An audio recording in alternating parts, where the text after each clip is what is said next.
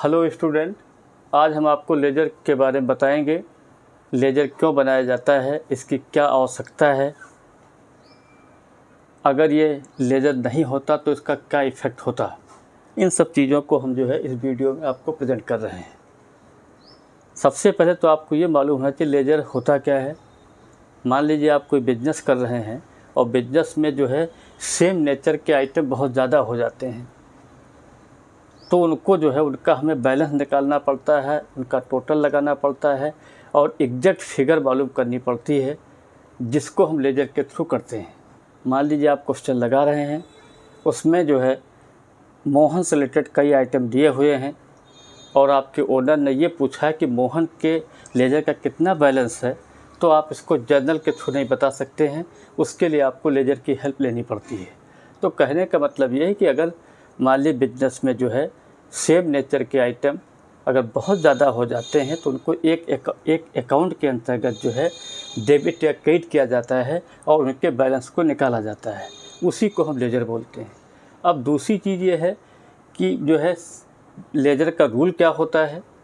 जिस चीज़ का आप लेज़र बना रहे हैं अगर वो डेबिट है तो एंट्री का जो सेकंड पार्ट होता है उसको आप डेबिट साइड में दिखा दीजिए।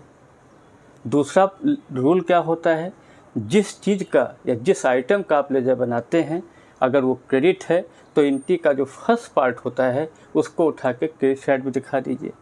तीसरी चीज़ क्या होती है, आप जब लेज़र बनाएंगे तो या तो आपकी डेबिट साइड ज़्यादा होगी या क्रेडिट साइड ज़्यादा होगी।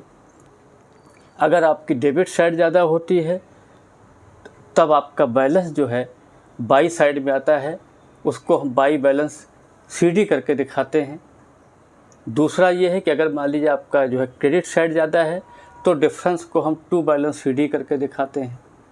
तीसरी नेक्स्ट आइटम हम आपको ये बताना चाहते हैं लेज़र के अंतर्गत कि यहाँ पर जो आपका पहला डिफरेंस होता है या पहला जो बैलेंस हम कैलकुलेट करते हैं उसको हम सीडी बोलते हैं। सीडी का मतलब होता है कैरिड डाउन, और जो सीडी निकाला जाता है लेज़र में वो हमेशा महीने की लास्ट डेट होती है। वो 31 दिसंबर हो सकता है, 30 जून हो सकता है और आपका 31 मार्च हो सकता है। तो जो फर्स्ट डिफरेंस निकालेंगे वो हमेशा last date of the month होता है।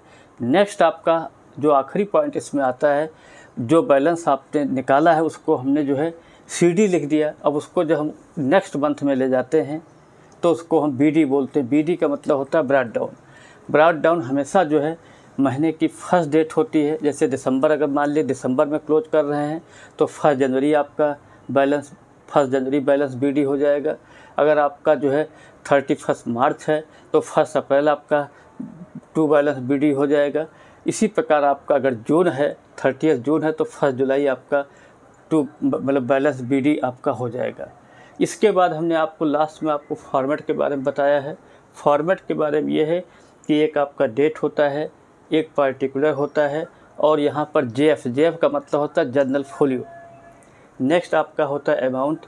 इसी प्रकार आपका डेट, पार्टिकुलर, जेएफ, अमाउंट। कहने का मतलब ये है कि आपका डेबिट साइड में डेट, पार्टिकुलर, जेएफ, अमाउंट इतने कॉलम बनते हैं। इसी प्रकार क्रेडिट साइड में डेट, पार्टिकुलर, जेएफ, अमाउंट आपके क्रेडिट साइड में बनते हैं। फिर इनका टोटल लगाया जाता है। डेबिट साइड अगर ज़्यादा होगी तो बैलेंस आपका क्रेडिट साइड में आएगा और क्रेडिट साइड बड़ी होगी तो आपका बैलेंस डेबिट साइड में आएगा। इन्हीं सब चीज़ों को इस वीडियो में आपको प्रेजेंट करना था कि लेज़र क्यों बनाते हैं। तो इसका जवाब हमने दिया।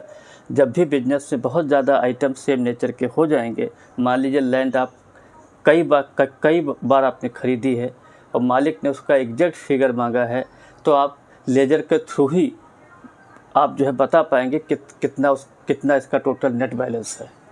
इसी प्रकार मान लीजिए मोहन से रिलेटेड बहुत से आइटम आ गए हैं, कहीं उनको माल बेचा गया है, कहीं ख़रीदा गया है, कहीं उन्होंने पेमेंट किया है, कहीं आपने उनको पेमेंट दिया है, तो एग्जैक्ट फिगर आपको की जब उसका आप लेज़र बनाएंगे तभी पता चलेगी।